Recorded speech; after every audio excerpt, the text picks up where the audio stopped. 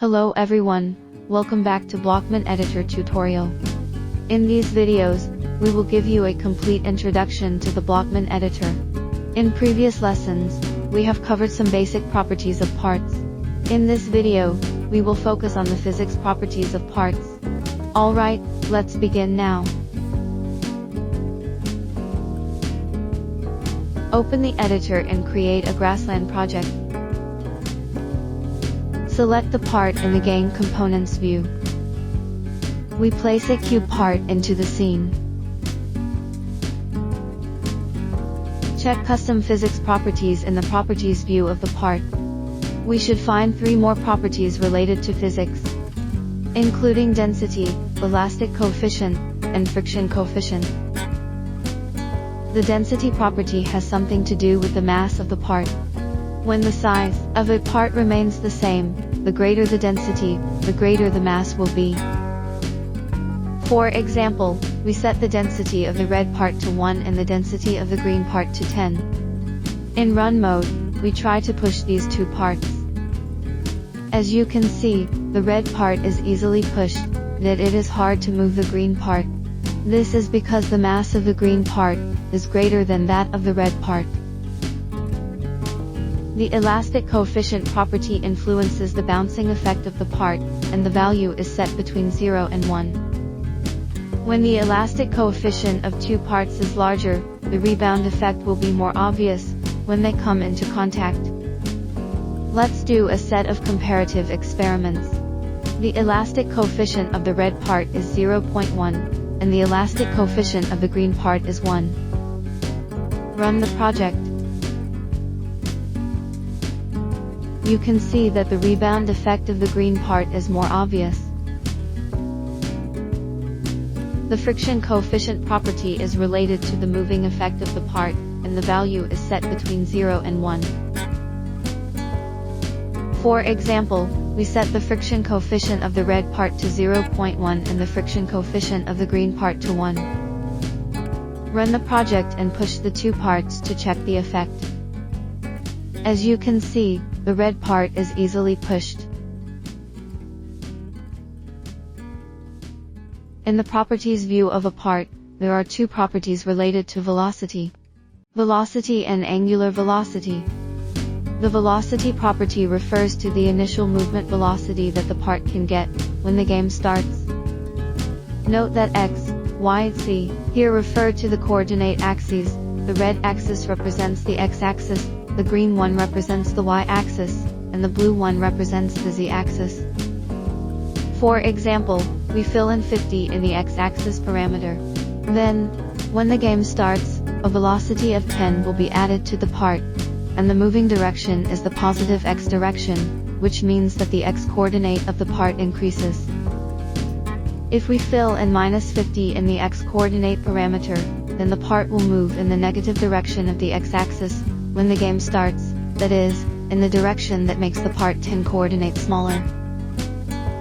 The role of the angular velocity property is to make the part rotate around the set coordinate axis when the game starts. For example, we set the value of the angular velocity of y-axis to 100. Click Run and you should find the part rotating around the y-axis. Since the friction coefficient of the part is greater than 0, the movement or rotation of the part will eventually stop due to friction. We have learned the anchor property of parts before. If we check the anchor property, the part will be fixed at the current position, and the physics properties will become invalid. What happens if we check the anchor property of the part, and then set the velocity property, or angular velocity property of the part? We place a part in the scene, and then adjust its size. In the properties view, check the anchor property, and then fill in 10 in the x-axis parameter of the velocity property. Click Run and take a look at the effect. After entering the game, we see that the parts are not moving. So let's jump onto the part now and see what happens. We will notice that the player entity moves automatically. This is because when the anchor property of a part is checked, the part will pass the value of its own velocity property to the entity or part that is in contact with its surface. then the entity or part on the surface of the part will move at a constant velocity on the surface of the part according to the set velocity. This is very similar to the conveyor belt effect that we often see. If we check the anchor property of the part, and then set the angular velocity property of y-axis to 10,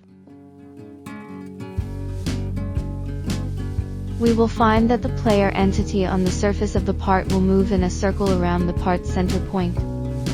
Like the velocity property, when the anchor property of the part is checked, the part will pass its value of angular velocity to the entity or part that is in contact with its surface. Then the entity or part on the surface of the part will move in a circle around the specified axis according to the set angular velocity. Place a cube part in the scene. Select the part in the Game Resources view. We will find an Add button next to the part name.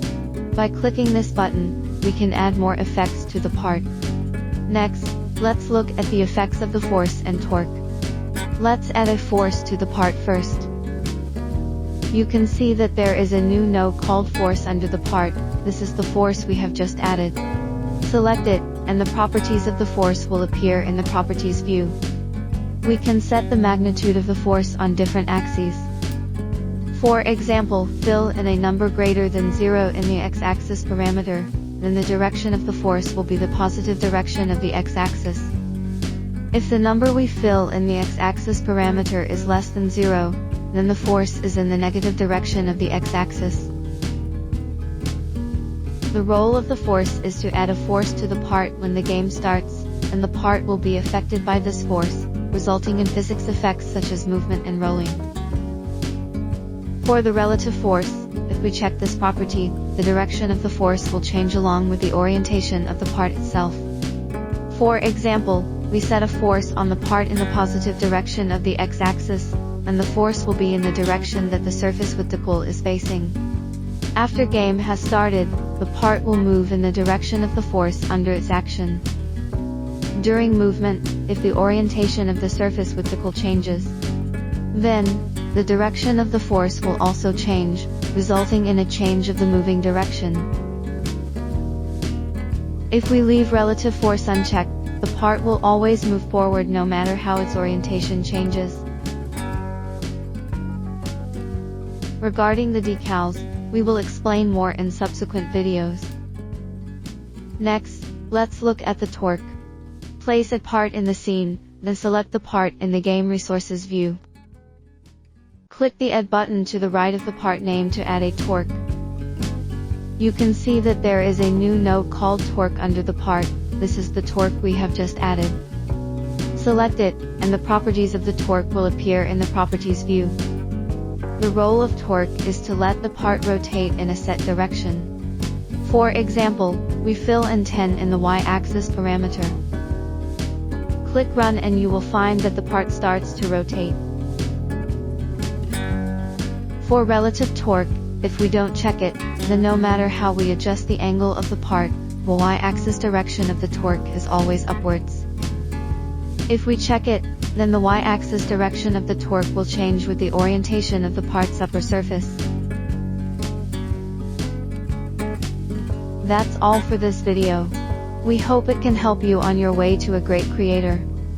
If you want to know more about the editor, you can comment below the video or post on the official forum. See you in the next video.